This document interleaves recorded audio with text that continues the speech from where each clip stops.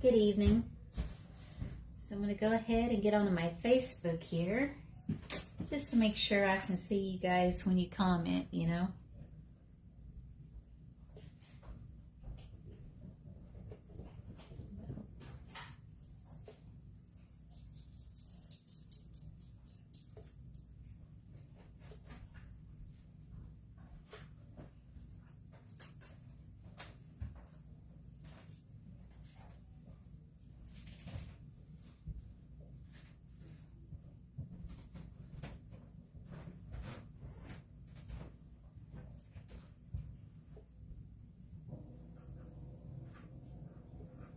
All right, so I've got my Go Live pulled up here on my laptop.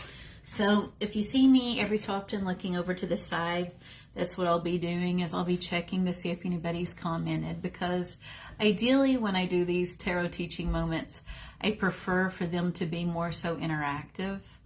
That's my favorite part of it, honestly. I love our group and I love the people in it, so I like having that back and forth conversation. So tonight I am covering a spread which is from a book I have, and I actually acquired this book early on years ago when I was first starting to learn tarot on my own, entitled Tarot for One, The Art of Reading for Yourself by Courtney Weber.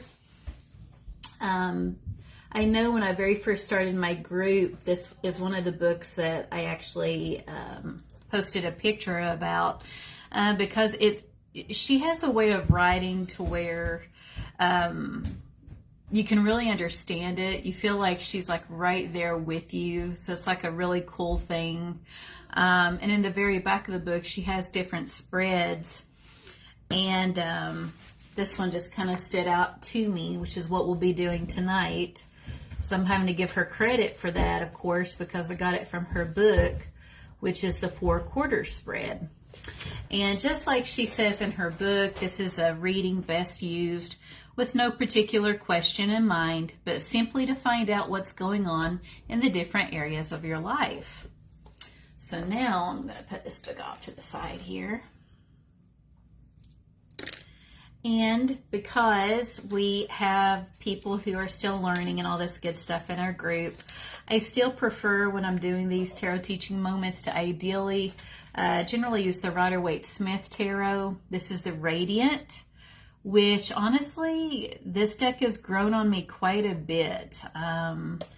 I generally tend to lean toward things that might be a bit darker or more artistic, but there's something about just the roots of tarot and the pops of color with this deck. It's really good. Not to mention the book that's included with this deck is really big and thick and has a lot of info. So I really do recommend that. So I'm going to go over some things that might be a little redundant based on some of my more recent tarot teaching moments. So let's say whether you are reading for yourself or other people, you want to make sure that you have a deck that resounds with you. And for me, I have a few favorites that I do gravitate toward. I think for me, the Deviant Moon, which was the first tarot deck that I bought for myself. Again, I just now debunked a myth. You don't have to wait for people to buy you your first deck. Again, why would you want to hand over that level of control to anybody in your life, right? So I say go buy the deck. Don't wait to be gifted it. But if I do a spread on myself with, say, my Deviant Moon deck, I just feel like it's like this really well-worn pair of tennis shoes. It feels comfortable. With that deck, it doesn't sugarcoat, so I do get some pretty, at times, harsh readings with it, but I love that deck sincerely. It's remained one of my favorites, and it is a deck I don't read for other people with. So there are certain decks, because of that whole thing that I've talked to you guys about with energy exchange and the signature. Again, we're delving away from science, because this is not a proof phenomena, but you will hear about it, that when we touch things, we leave like an energy on them. So if you're reading for people, especially in the public arena, you're getting a lot of different energies on your decks. So you're having to keep them clean, which, you know, I'll go into that maybe later on toward the end of my reading tonight as to how I do that, how it resounds with me, which is unique to me. Somebody else may do something totally different, and that's cool. There's nothing wrong with that. But for me, say if I'm in the public arena, so like I have an event coming up on Friday, I generally take 3 tarot decks with me, and each of them are different. So like, you know, I have the Light Seers deck, Tarot of the Abyss, and I've got my Crow deck.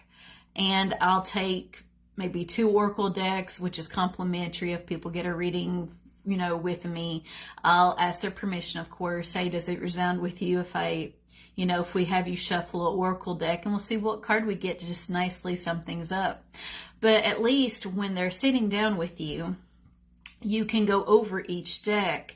And different people, because we're complex and we are different, gravitate toward different things. And so it's good to have those options around, right?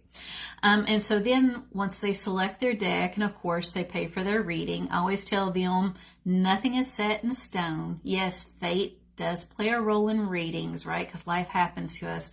However, it just reflects where somebody currently is in life based on their decisions and so forth that they've been making, and it can change like that because we have free will. So I tell them this is more of a thing to basically get like a bird's eye about what's going on.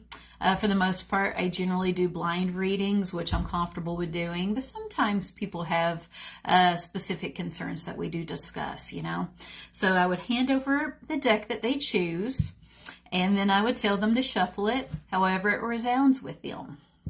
And so here in a bit, I'll move my camera down so you guys can see my table here, which actually I guess I could go ahead and do that. So bear with me here. Not bad for the angle, actually. I can work with that.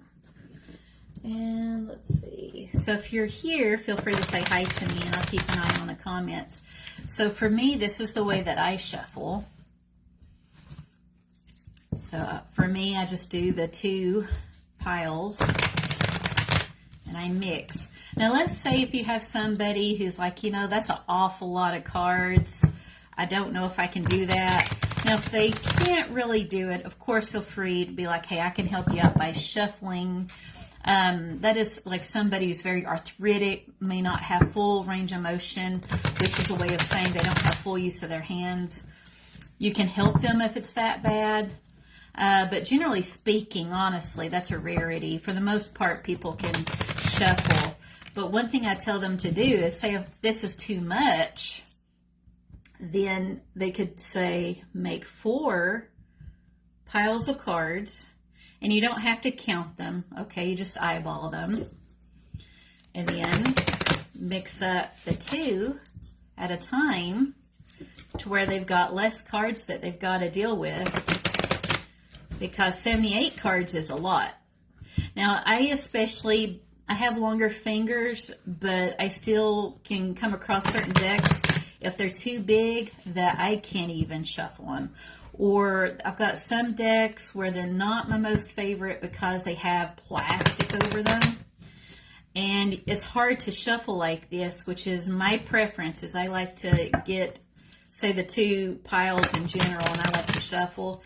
It's hard to do that when they're covered in plastic. So see, they would keep doing that and then combine them, however it resounds with them. And then, like, we may go ahead and shuffle one more time, or what they might do, what you might see would be, say this. And I'll be like, okay, so I'm like, I want you to combine them. So in which order should we do it? So they might go like this. And go like that. And they'll be like, here you go. Right? So I generally tell people to shuffle until they feel like they're at a good stopping point. It just feels right, which is more of an intuitive feeling. And so with this spread, we've got a lot of different cards that we'll be playing with. So kind of bear with me here. I'll get into what they are here soon.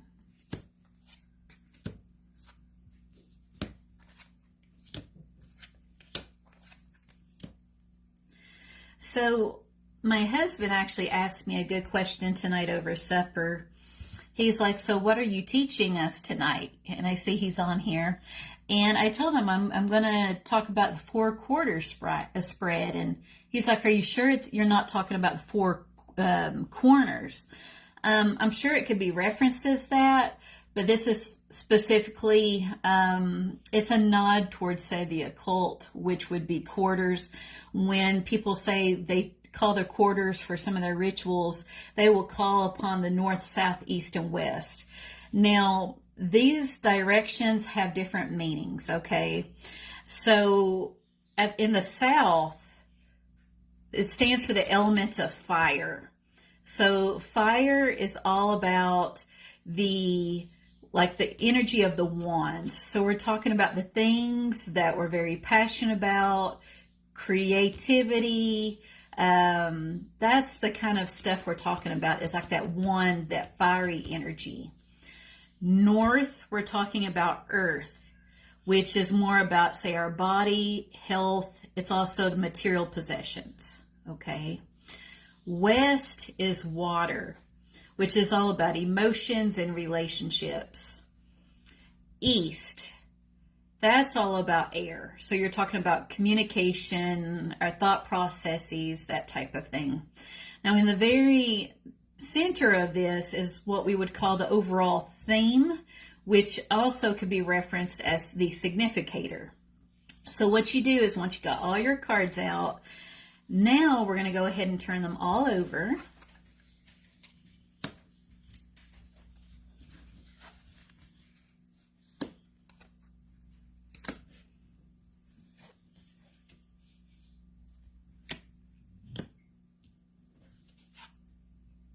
Okay. So this in itself is a very meaty reading. We've got a lot of major arcana here. So even though this is meant to be a general check-in, this is quite a bit. So this is generally, you're going to be talking about at least a 30-minute reading if you're talking about all this, because we're talking about these cards that we've drawn here. So the ones that go across are like they impact them. These are like the crossing, influencing cards on the main card in each direction. We'll go ahead and we'll start with the significator, which is the death card. And again, I'm not going to do like a full out tarot teaching moment on each of these because they all can be found on YouTube under Mountain Crow Tarot. But I'm going to do this like I would a reading with somebody. So with death, what we're looking at in life, we're looking that there is a change of some sort that is taking place or will be. It's all about leaving what, say, no longer serves us or no longer is good for us, and literally starting anew, like a new journey. It can very rarely mean someone's going to die. So when I do a reading and I draw this card, I let them know this does not mean that you are going to die or somebody else is going to die or anything crazy like that. What we're talking about, the central theme, simply put, is we're talking about change. So we'll go ahead and we'll start with the North, which is related to the feel, like the energy of Earth. Okay, so we have the Ace of Wands, which shows a new beginning. So this could be maybe somebody starting new as far as like a means of taking care of themselves. Maybe they are thinking about going forward as far as like buying the house, saving up for that down payment to get a car, working out, however many times a week to be better with their health, maintaining any type of doctor appointments. Because again, we are from the earth, so we're talking about ourselves, material type things that we have, and the aces in tarot reflect a new beginning. Now, as far as something that is crossing this, we have the Page of Cups, and the pages are messengers, and then with this card especially, we're talking about somebody who very much has that youthful naivety, has a great imagination. It could be also because we're dealing with cups that they're about to meet somebody, you know. But when I see this card, honestly, I think of more so like a child, how a child can play and use their imagination. That's what we're looking at. We're not seeing a lot of movement with this either. Our page, they're not like our knights, so they don't make that forward momentum. So with this endeavor that we're considering here, and again, our central theme is change. We're looking at, this is more of the thinking stages. Okay, before we actually even get to this new beginning, which you're going to be talking to your querent, or if you're doing this reading for yourself, you're going to be thinking, say, okay, what is it that I have been very much wanting to do for a long time, that would be good for me, or say my family, my home life, that I'm very quite excited about doing, that would be in its early stages. So it's basically, again, impacting this card, right? Because it's an influencing card. So before we can reach this, again, what are we missing? Why isn't somebody moving forward? Are they needing more information about a certain subject before they commit to that, or what have you? But there's a lot of good energy with this. So with South, we have the Devil. So we're talking about our fiery energy. Again, it's all about that creativity, passion, drive. It could be sexual, fiery type energy. When we get the Devil in tarot, it's a nod to feeling very much bound. Again, like I've pointed out in other Go Lives, these people are loosely bound. They choose to be bound by their vices. And it's because they really like the vices that they have, and they keep feeding in that energy, but it's not good for them. Okay, which leads to feeling depressed, sad, and bound. So that I'm saying is an obstacle, because again, this is an upright energy. So this is somebody having to overcome this. As an influencing card, we have Judgment. Okay, again, a lot of major arcana. So Judgment is basically facing the consequences for our actions, would be one way of looking at Judgment. Okay, so with this reading, there's something that this person, it could be actions, it could be the way they think of themselves. Their mental health might not be in a great place. It could be substance abuse. There's something, or maybe they spend too much, that's really weighing them down, right? And it just goes to show, as this is a crossing card influencing this, that there's going to be an outcome to this, okay? But the beautiful thing about Judgment is we're talking about starting anew, a clean slate, if you will. So what we have here is a need to consider what this vice may be, and consider how do we tackle this head on in order to start anew, because it very much may hold us back when it comes to change. So then moving on to the East, we're talking about thought processes, communication. We have the Chariot. And so the Chariot, another major arcana card, it's all about somebody taking the theoretical reins in their life and making the decisions, making the big moves, and making that forward momentum on their life journey. Okay, now as an influencing card that crosses this, we have Strength. So we already know, and it kind of makes sense given what we've had so far, in order to make the progression to where they want to go in life, this new endeavor that they're really excited about in the North realm, okay, which again was our Earth, they're going to really have to really embrace their own strength, as well as lean into the support of, say, other people, even though ultimately the chariot is driven by one person. This is not something that can be delegated toward other people, even though they're going to lean into their support system in order to get that help and find healing, and to remain strong. Okay, they need to take control over their own life and make it happen, you know.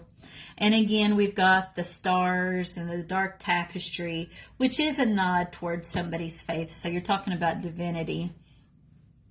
And then with West, we're talking about water. Okay, so with this, so again, remember with water, we're talking about emotions and relationships. So we have the Wheel of Fortune. So this shows that somebody, they're going to have to make a decision. Okay.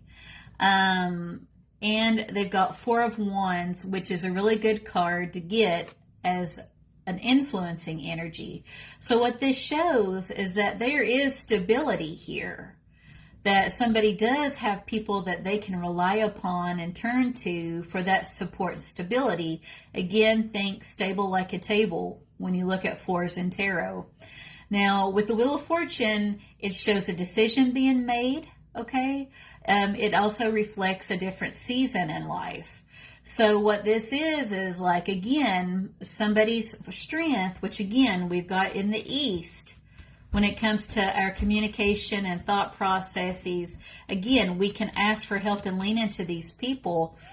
And then know that from an emotional standpoint, we're not alone, or our Aquarian is not alone in this endeavor, because again, there's some heavy energy they're having to deal with in the South, which they feel very much bound to. So that would be the main thing, is like leaning into that, those people, kicking this vice, and then moving forward to go where they want to go, to see their North Star. Where do they want to essentially go in life, right? And then really, other than that, we generally, I mean, for a spread this big, I generally wouldn't pull a clarifier because we've got enough going on. But, you know, let's say if someone asked me a specific question, and because we're going back and forth having a conversation, then again, with their stack of cards, because again, I have what they handed me, then I would specifically put my hand over it and then really focus in on that question before I pull that card. And it's always nice if you know, again, ask them, do you have any questions or concerns? How does this reading make you feel? What are you thinking? And again, frame it within the context of what control or free will or power they have over their own lives. You want to empower that person and get them to thinking in that way, because again, this devil energy alone is a bit of a dampening, like kind of a Debbie Downer, for lack of better words. So it's good to be able to discuss all these variables so that somebody leaves knowing that, hey, we discussed some great things, and kind of have an idea of what their plan of action is on that. Now, let's say I'm done with my reading, okay? And I'm looking out and I don't see any questions or anything, so I'm going to keep moving on here. So let's say I'm done. Say I took their picture for their own personal reference. If you have a business card, of course, give them your business card or your info. And then what I do is, after they're gone, I get my cards together. And for me, I shuffle 3 times. And again, I'm focusing. It's all about intent. I'm focusing my energy. I am cleaning my deck of all negativity. So mote it be. I do it for a 3rd time. Okay. And again, I'm just focusing on it, right? That this deck is clean. It's all about the intent with anything. I tap it 3 times. And then for me, you can use black obsidian. There's different stones you can use. For me, I generally pack tourmaline with me. So I will put tourmaline over my decks, and then I will leave it off to the side on my table with my other decks. And that way, I'm starting off with a clean deck, okay? Because going into rocks and crystals and so forth would be its like very own like tarot teaching moments. Like I would encourage you, if you have an interest, to get a book because it goes into all the various properties. Basically, the mind, again, is a very complex thing. If you believe something hard enough, truly that's what it is the intent, and then you manifest. So it is what you make it, and I say do what resounds with you. I do have a presence, like I am on like TikTok as far as like shuffling through videos, and I see a lot of stuff, like people spend a lot of money on various things, but honestly, all you really need for this is a deck and yourself, you know. And I think that kind of sums up this spread. If you were to have any questions, feel free to let me know. Send me a message. If I can answer it, I will. If not, I'll see if I can research it. And if I don't have the answer, then I'll let you know. Gosh, I don't know. You know, and if you figure it out, you could let me know. Because I certainly, even though I'm good at reading tarot, I will never be a know-it-all over anything. And I'm not trying to be either. That's the beauty about tarot, is it's so complex. So the good news is I'm doing better as far as like with my own personal health stuff that's been going on. So I return to work tomorrow, which I'm actually excited about. I'm looking back to just getting back into my normal swing of things. On Friday at the Mad Art Gallery in St. Louis, I will be there with Tim. I will be there from 6 to 10. I will be doing readings, and I will bring some of my homemade candles too, if you would be interested in those. It's for only 18 and over, so it's only for adults. And I think they're going to have a little bit of everything going on there. So it's going to really be a cool place to check out, I think. It's a really old building too. It used to be a jail that they converted into an art museum. So I'm really excited to read out of an art gallery. And I think that would sum us up, honestly. So because I have everything going on and I'm working the next couple of days, that'd do me as far as like the tarot teaching moments and so forth for this week. But I will post when I can, and I will definitely be doing our weekly forecast on Sunday. So we'll have that in the cards. You'll know to expect me with that. So I wish you all a restful evening. I hope this Go Live finds you well. And yeah, I will see you around. Good night.